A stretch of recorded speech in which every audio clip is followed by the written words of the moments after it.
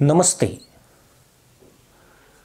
9 मार्च 2022 को एक ऐसी घटना घटित हुई जिसने जहां दुनिया को हैरान कर दिया, वहीं पाकिस्तान की तो नींद ही गायब कर दी थी।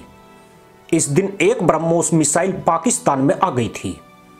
यह मिसाइल हरियाणा के अंबाला से निकली थी और पाकिस्तान के पंजाब प्रांत के खानावाल जिले के मियां चन्नू में गिरी थी। ब्रह्मोस एक सटीक हमला करने वाला हथियार है जिसकी रेंज 290 किलोमीटर के लगभग है और यह 10 मीटर से 15 मीटर की ऊंचाई तक उड़ान भर सकती है। आज इस घटना की याद इसलिए ताजा हो गई क्योंकि इस हादसे के बाद पाकिस्तान को एहसास हो गया था कि वह ब्रह्मोस जैसे हथियार से मुकाबला नहीं कर सकता है। उसकी विफलता की कहानी उस वक्त साफ हो गई जब पाकिस्तान की वायु रक्षा प्रणाली ब्रह्मोस को डिटेक्ट करने में विफल रही। पाकिस्तान डर गया कि भारत ब्रह्मोस को पाकिस्तानी स्ट्रेटेजिक फोर्सेज और कमांड एंड कंट्रोल के खिलाफ पारंपरिक काउंटर फोर्स या पहली स्ट्राइक के लिए इस्तेमाल कर सकता है और फिर दावा कर सकता है कि हमने तो केवल पारंपरिक हमला किया है।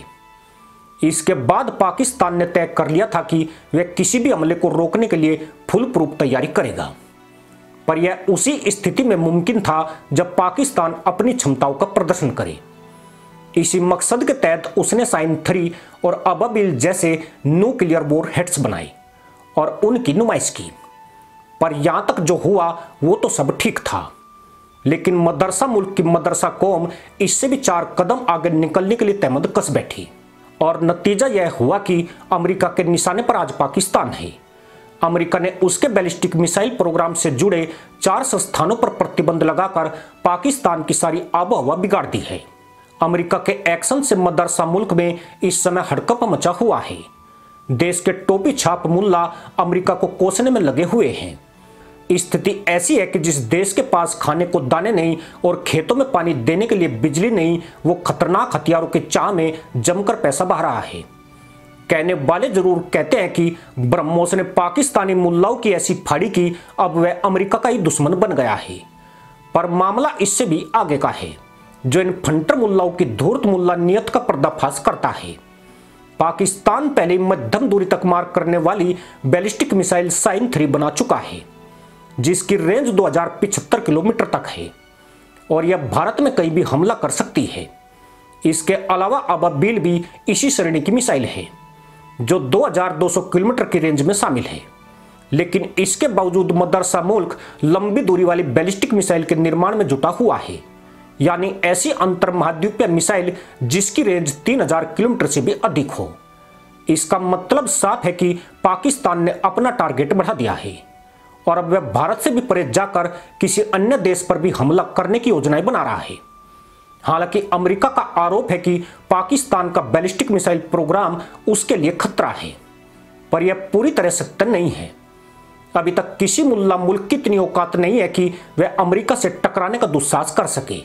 पाकिस्तान का असली टारगेट तो इजराइल है। दुनिया में बहुत कम ही मुल्ला मिलेंगे जो यहूदी और हिंदुओं से नफरत न करते हो। नफरत तो यह ईसाइयों से भी करते हैं, पर पिछवाड़े पिटने के डर से यह मुंडी उठाने की हिम्मत नहीं करते हैं। पाकिस्तान ऐसा जुन्नी और मुसलमान आतंकियों का देश है जिसकी उत्पत्ति ही इस्लाम का मटिया मेट करने के लिए हुई है। बाकी इस्लामिक देश भी मदरसा मुल्क की मानसिकता का फायदा अपने हित में उठाते हैं। वह खुद तो पाक साफ होने का दिखावा करते हैं, लेकिन पाकिस्तान को चोरी छिपे फंडिंग करके उसे खतरनाक हथियार जुटाने के लिए उत्साहित करते हैं। इसके अलावा चीन जो किसी भी देश से आमने सामने की लड़ाई नहीं करना चाहता, वह भी पाकिस्तान का इस्तेमाल एक बकरे की तरह करता है। चीन की पॉलिसी यही है कि वह अपनी करतूतों से दुनिया का ध्यान हटाकर पाकिस्तान की तरफ डाइवर्ट किया जाए और पाकिस्तान के गंवारू मुल्ला उसकी रणनीति को सफल भी बनाते हैं।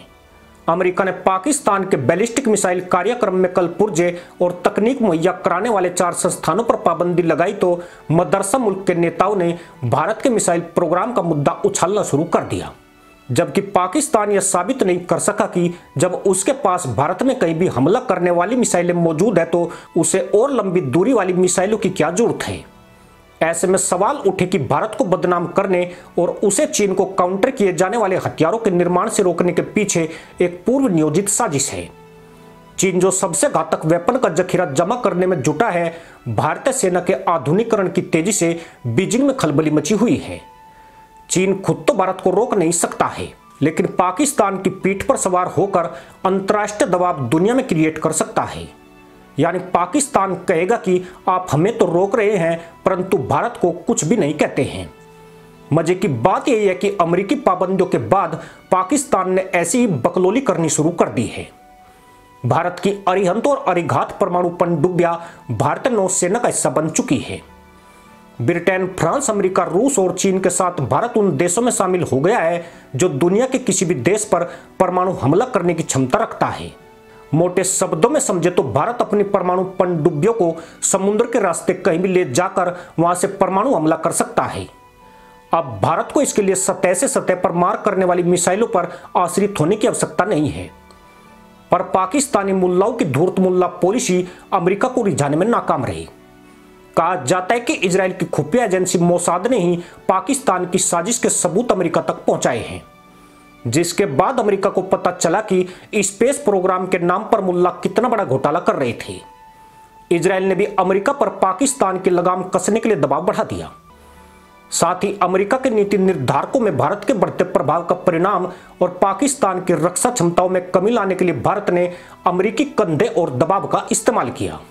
अगर पाकिस्तान लंबी दूरी की बैलिस्टिक मिसाइल बनाने में सफल हो जाता तो इससे भविष्य में अमेरिका न सही इजराइल के लिए काफी खतरा बढ़ जाएगा, क्योंकि यह तय कि आने वाले वक्त में जो महायुद्ध होगा वह ईसाइयों और मुल्लाओं के बीच होगा। ऐसी जंग में तुर्की और पाकिस्तान ऐसे मुल्क होंगे जो इस्लामी जगत की अगुवाई करेंगे। यही वजह है कि तमाम मुल्ला मुल्क पाकिस्तान को हथियार बनाने और उनका भंडार बढ़ाने की क्षमता विकसित करने में जमकर फंडिंग कर रहे हैं, जबकि पाकिस्तानी मुल्ला अपना असली उद्देश्य छिपाकर टारगेट भारत को बता रहे हैं। पर देर से ही सही, अमेरिका जैसे ही सही, पाकिस्तान की गद्दार कौम की वास्तविकता को कुछ तो समझ ही गया है। यह अपने बाप के सगे नहीं है, अमेरिका के क्या हो पाएंगे। अगर आज दुनिया के मुस्लिम देश सबसे ताकतवर हो जाए तो सबसे पहले अमेरिका, इजराइल और हिंदुस्तान पर ही मिलकर हमला करेंगे। इसलिए इन जाहिलों के पिछवाड़े पर अभी से कैक्टस टांगना जरूरी है, जो उठते बैठते और चलते हमेशा इनकी तशरीफ में चुभते रहे। इसी के साथ अनुमति दोस्तों, जय हिंद, वंदे मातरम।